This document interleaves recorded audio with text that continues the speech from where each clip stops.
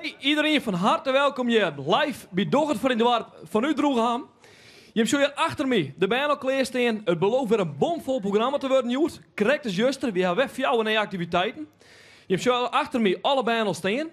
Dit ben de band van de Baaskwallen, de Tarresing, dat is hier vlak zien hoe. Ik zoek graag meester Jacob al even een varkenvreetje willen.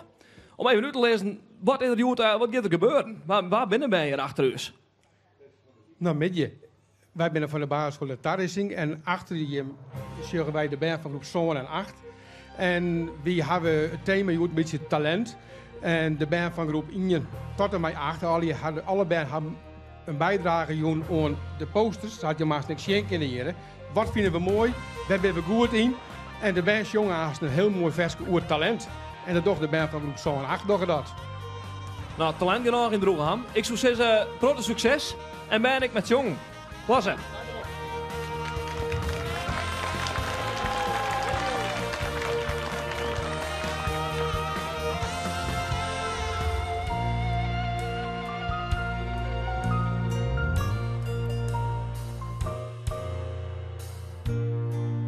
We staan hier met z'n allen. De een is goed in rekenen en taal. Maar of je leuk kunt schrijven of goed bent met getallen, we hebben een talent wij allemaal. Hier op het toneel en in de zaal. We staan hier met ons clubje. We hebben samen lief en leed gedeeld. We speelden met z'n allen, dat is leuker dan je uppie. U heeft zich vast en zeker niet verveeld. Wij hebben met plezier voor u gespeeld.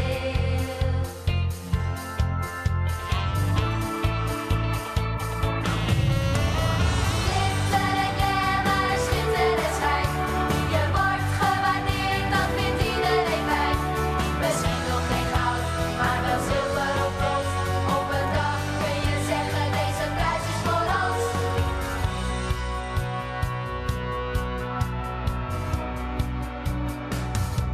De leukste pas.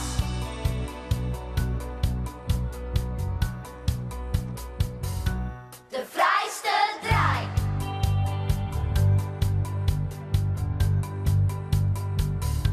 De mooiste kopbal.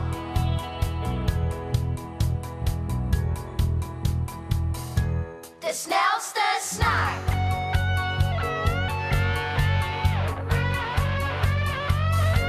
De beste truc.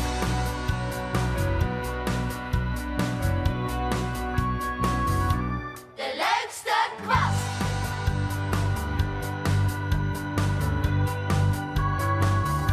De vlotste red. Check. 1, 2, check. 1, 2, check.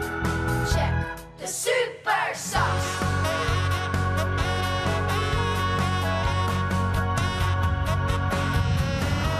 Glitter en glamour, schitter en schijn.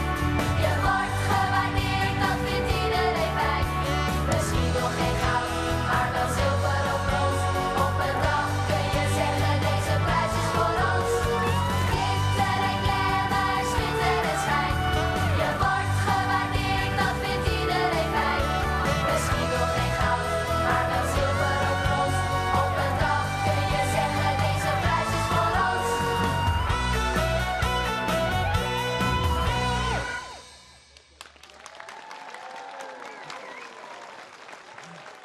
En een hartelijk applaus en ik vind een applaus. Als ik dit zie, denk ik dat we genoeg talent hebben hier in Droegam. Een oortalent waar ik heel trots op ben in Droegam. En waar we naar eigen season ik heel goed kennen. Dat is het organiseren van de Gondelvaart. Je hebt je achter me al een fantastische dame binnenkomen. Daar ben we natuurlijk ik hartstikke trots op. En deze dame gaat dus iets meer vertellen over de Gondelvaart. Jelly, wat houdt de Gondelvaart precies in? Nou, Nou, ik denk dat we als dorp wel oprecht steeds kennen dat gondelvaart de grootste evenement is wat Droegeham had.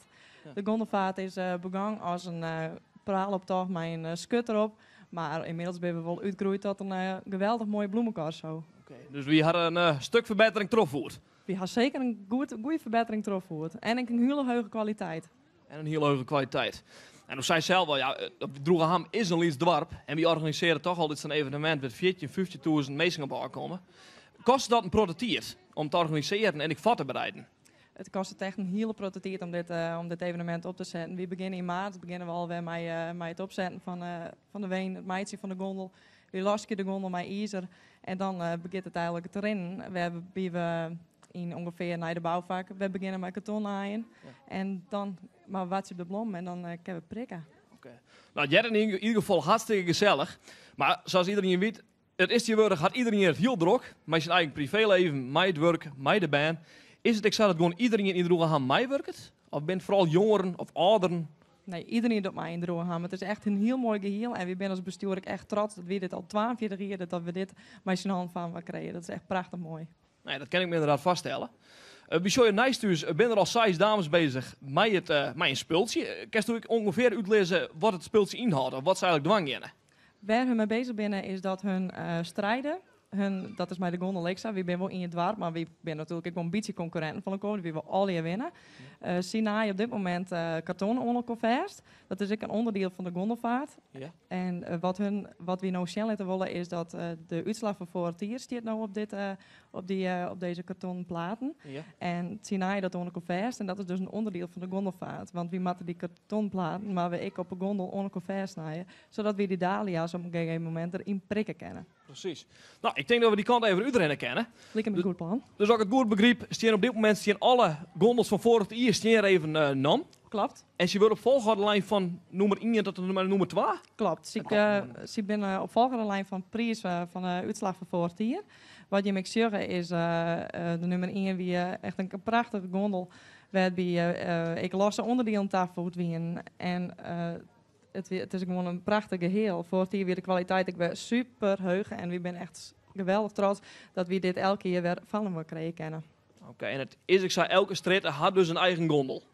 Elke straat had een eigen gondel. We hebben 2 jeugdgroepen. Ja? En de jeugd doet dus ik fanatiek mee. Oké. Die had trouwens ook een kindergondelvaart in oktober al 10. Dus de jeugd, alle liedsen die beginnen het ik al te vieren en te krijgen. Precies, dus het wordt eigenlijk met een paplepel injetten hier in Droegeham, de gondelvaart op wil. Precies. Nou, dat is hartstikke mooi. Wie vrees even een van de deelnemers aan deze gondelvaart, als het zijn beslag neemt op het privéleven, is het nou zo dat je er een prototier om kwijt bent met het meisje van deze gondel? Ja, het is altijd wel even heel geregeld met thuis inderdaad om alles op te lasten. Maar het is zeker de moeite waard om mee te doen. Het is ook altijd heel gezellig, dus ja. Want het is wel zo dat het plezier voorop staat bij de gondelvaart. Eerst altijd het werken en daarna het plezier, zeg maar. Ja. Ik denk dat het hartstikke mooi is. We gaan even nu naar het volgende team. Gerint het al wat op wieltjes of... Nou, ze is gauw eens even 3 uur te nudel wij kwijt. Ja. Maar verder, ze doet haar best. Maar zij besteden een hele prototier. Ik ga nog nooit erom meedienen, dus ik houd maar even vast. Dus, maar nee, dat gaat hartstikke goed. En teamwork, het zus wel. Ja, zeker. Ja, super. Nou, ik denk inderdaad dat dat de bedoeling is van de gondelvaart op Wilm. Ik denk dat we snel omgaan. Ja, de uitslag wordt al bekend maken hier. Ik ben dat Tino dat even snel te kennen. Hoe mooi die gondels er ik uitzoggen. En dan worden we nou straks omgaan, want we zijn nu weer bezig in het heden. Het organiseren van de gondelvaart. We hebben juist al een lietse introductie, jong, in de geschiedenis van Droegeham. We lieten jou op nee een bulkerij zien, die bouwd is in 1806. En daar hebben we wat meer verteld door Ilke. Op nee even een lietse introductie in de geschiedenis van Droegeham. We staan hier bij een hele oude bulkerij, die is gebouwd in 1806. En degene die daar heel enthousiast over vertellen kan, is Ilke Winia.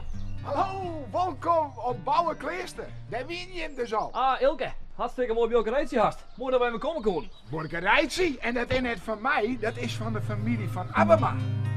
We beginnen met de eetkamer. Dus hier zit de vloer onder bij. Ja, deze eetkamer is van 1800 en het is een hele strakke stijl. Ja. De Louis XVI stijl. Die komt uit Frankrijk. Hoe vind je dit, Joker? Ik vind het machtig, alleen ik vind het spreekwerk zo mooi. Ja. Eigenaar is zo daar. Maar dan maakt je hypotheek net te heet wezen. Daar wil ik niet in.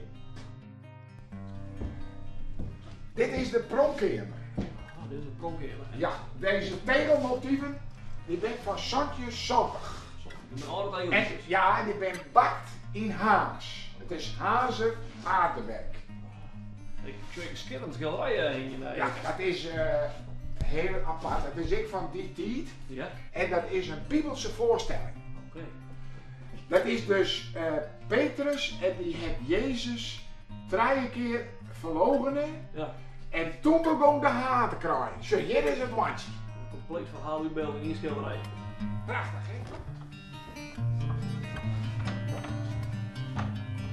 Er heeft een lied van Jeus Gotje, juist dat? Ja, ik zal me inderdaad. Maar dat is ervoor. Vroeger hier ze geen licht. Nee. En nu krijgt het lichtinval. Oké. Vind je dat net grappig? Maar Ilke, voor een Wilgerije is dat een fantastische natuurlijk. Ja, zeker. En het is een hommage aan het klooster. Oké. Want je hebt vroeger een klooster Ja, gezien. zeker. En dat heeft de edelman Bouke Harkema, die heeft dat sticht in 1242. Zullen we even zeggen?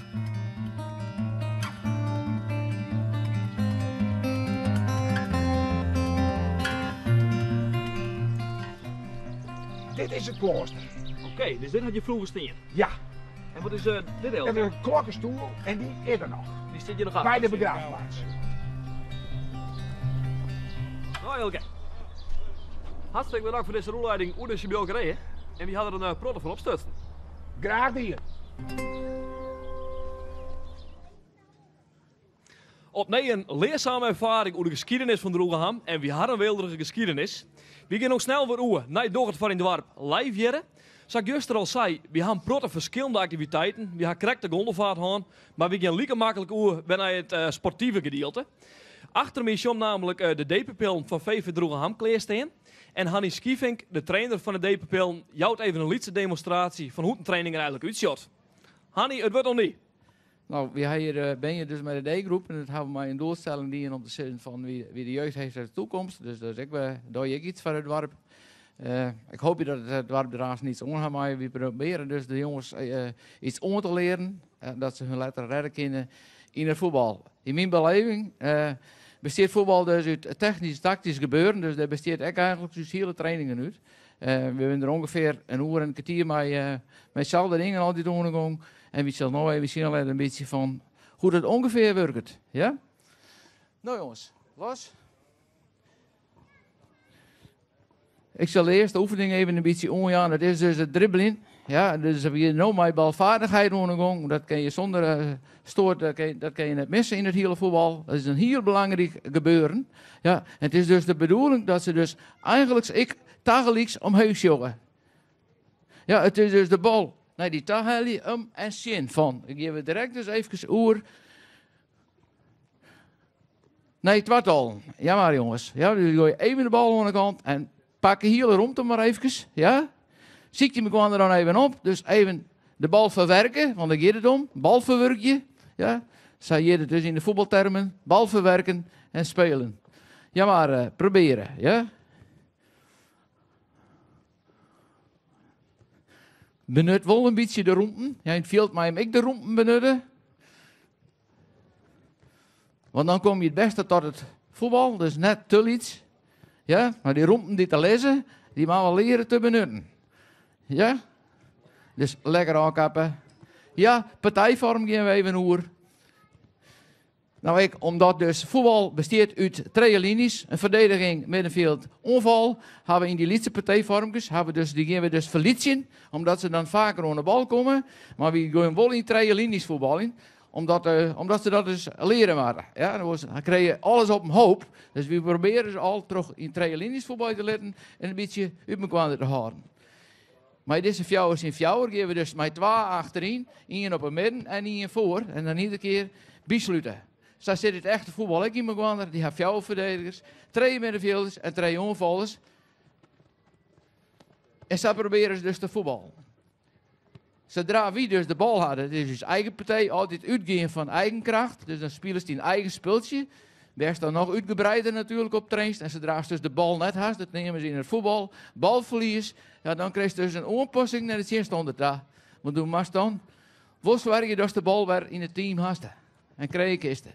Ja, want waar de bal had, die kan voetballen. En waar de bal net had, die kan net voetballen. Dus dat is een streven van u.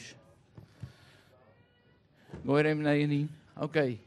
Ja, direct even zien. Ik mis nou bij Giel en Diepte. En ik mis een middenvelder. Ja, maar wel even goed in de gaten houden. Ja, dus goed in de gaten houden waar het om gaat. Hup, probeer dus. Ja, meidwaan, direct meidwaan. Proberen. Zien. Ja. En we kunnen nog één keer scoren, want het is bijna gebeurd. Ja? Halen we de 3 punten of halen we ze net? Krijg net. Oké, stoppen jongens. Even. Hartelijk bedankt, Hanny, voor deze bijdrage. Tjenne. Nou, kijk eens. We hopen dat we hier nog een lietse demonstratie hebben van hoetentraining in Drooghammerik uitshot. Het eerste stiert op dit moment eerst en we hopen kampioen te worden. Jeugd had de toekomst, dus de komende jaren we weer kampioen hebben we correctie. Het volgende onderdeel is een sportief onderdeel. Het dagverblijf Daaldersplak had een touwloopwedstrijd georganiseerd. Daaldersplak, 10 gerenommeerde en sterke man uit Droegeham. Daaldersplak, succes!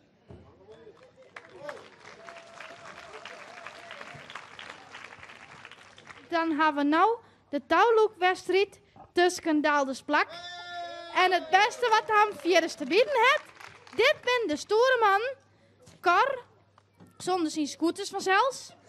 En Geert, Kees, Johannes en Ilke, de bekende triatleet. Dan Daaldersplak natuurlijk. Menno en Heinz Joet, beide in een vrije rol. En Alex altijd goed van de sfeer.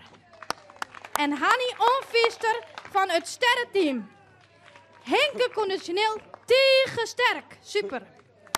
En Jannie, ondanks alle operaties, toch weer van de partij. Een echte kanjer. En daar gaat het al on.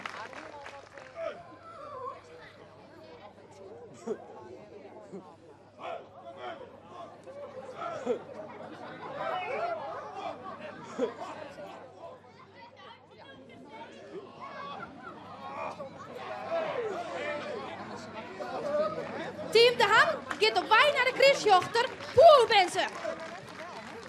Waar hebben we daar? Dat is Johan de Jongensvee. Even harkje wat hij te zissen heeft, ja? Hypnose van vriendschap. Hypnose van vriendschap. Ja, dat is de hypnose van vriendschap. Nou, dat mis in uitwerking tenminste net. Team De Ham lijkt het alweer aardig op het skik. Ja, sportief, ja? Want ze feliciteren je het team van Daaldersplak. En zij het de dek vanzelfs, ja? Maar ja, jouw sjugge ek wel eens oors. Maar dan kon Johan de Jongensvee is de wedstrijd toch nog goed eindigen.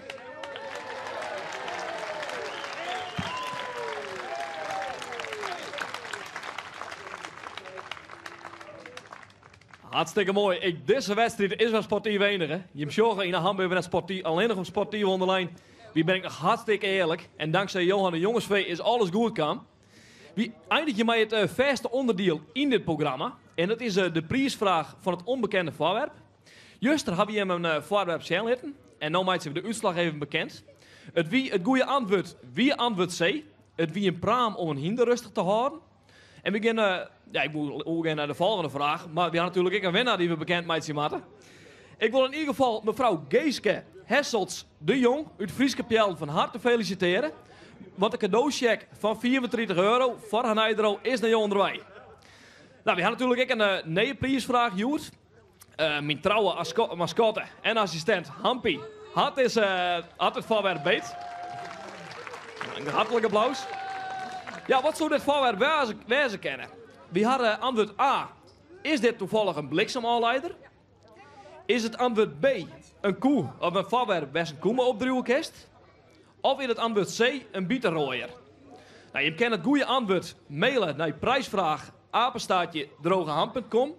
Daaruit wordt wel laten. We hadden een officiële notaris zonder diploma's. We hebben ons gehad voor die lating.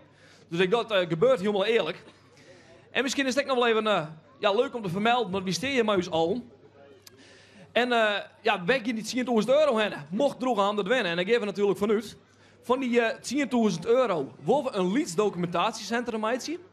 En daarop in het documentatiecentrum staan alle dvd's die we van Droegeham hebben. Alle geschiedenisverhalen, dagboeken, foto's. We daar even in bewaren. Zodat iedereen die iets nodig had over de geschiedenis van Droegeham, het daar wij heel kennen. Dus dat op zich is dat ik hartstikke mooi en een goed doel. Van die 10.000 euro.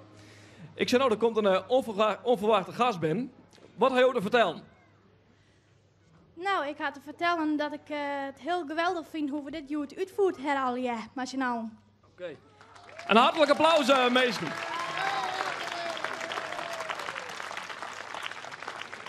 In ieder geval, dit weer de uitzending voor Joet. We hopen je natuurlijk bij dat iedereen mooi wegjoet. En natuurlijk moet je nog volle meer publiek aanwezig wezen. Ik zou zeggen, tot morgen op hetzelfde plak, hetzelfde tijdstip en wat heel belangrijk is, dezelfde zender. Ik doe Piet Paulus maar net mee. Ik wil zeggen, tot morgen.